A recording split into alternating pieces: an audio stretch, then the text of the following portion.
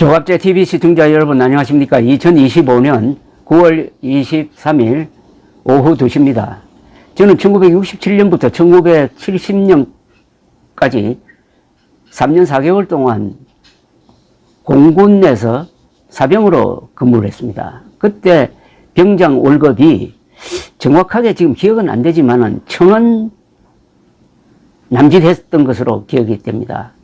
그래서 이 사병들이 부모님들한테 편지를 써가지고 돈 좀 보내달라고 액을 하는 일이 자주 있었습니다. 그런데 지금 병장 월급이 얼마인지 아십니까? 200만 원입니다. 200만 원. 병장 월급이 200만 원이다? 이런 시대를 만든 사람이 윤석열 전 대통령이었습니다. 대선 공약으로 이런 파격적인 약속을 했습니다. 저는 윤석열 전 대통령이 군대에 갔더라면 절대로 이런 공약은 하지 않았을 것이라고 생각합니다. 문제는 군대의 사실상 주인 역할을 하는 장기 복무자, 즉 부사관들입니다. 부사관들의 월급과 제대 병장의 월급이 거의 비슷하거나 오히려 더 많다는 사실입니다. 이러면 군대가 유지됩니까?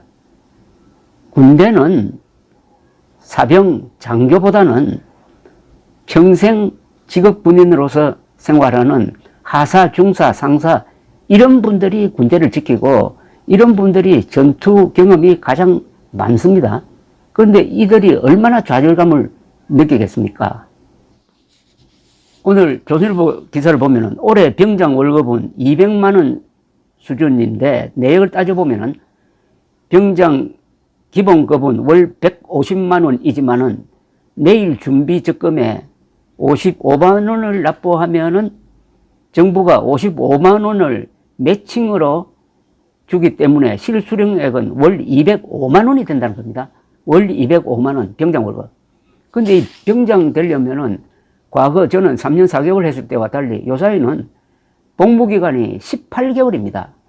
18개월, 그리고 해군은 20개월, 공군은 21개월, 육군 18개월, 해군 20개월, 공군 21개월. 그러니까 병장 되기도 빠르고 병장 되면 월급을 200만 원이나 받는 나라가 되었습니다. 이는 초임 소위나 하사 기본급과 비슷한 수준이라고 합니다. 인사혁신처에 따르면 소위 1호봉 기본급은 201만 원, 하사 1호봉 기본급은 200만 원. 그런데 간부는 기본급 외에도 시간 외 수당, 명절 휴가비, 급식비 등 각종 수당을 받지만은 병사와 달리 소득세, 건강보험료를 내야 합니다. 간부는 부대밥도 돈을 내고 먹습니다. 정부가 지원하는 간부 급식비가 있지만은 하루 4,800원 수준이 급식비로 나간다는 겁니다. 그런데 최근 일부 부대의 식당은 한 끼에 6,000원을 넘기는 경우가 많다고 합니다. 한 야전부대 하사는 국방부는 병사와 간부 월급 역전은 없다고 하지만은 병장과 비교하면은 결코 월급이 많다고 보기 어렵다면서 야전에서는 부대에서 하루 2끼만 먹어도 한 달에 자기 돈 10만 원은 써야 한다고 했습니다. 즉 하사가 사실상 병장보다 처우를 덜 받는다는 이야기입니다. 지난해 병장 월급 인상안이 확정되면서 월급 역전 현상에 대한 우려가 나오자 국방부는 2025년 병의 봉급이 인상되더라도 초급 간부인 하사와 병사의 봉급 역전 현상은 발생하지 않는다는 자료를 냈는데 이것도 분석을 하면은 다르다는 거죠. 병사 월급이 15년 동안 10배 이상 올랐다는 겁니다. 국방 예산 중 병사 인건비는 빠르게 증가하고 있습니다.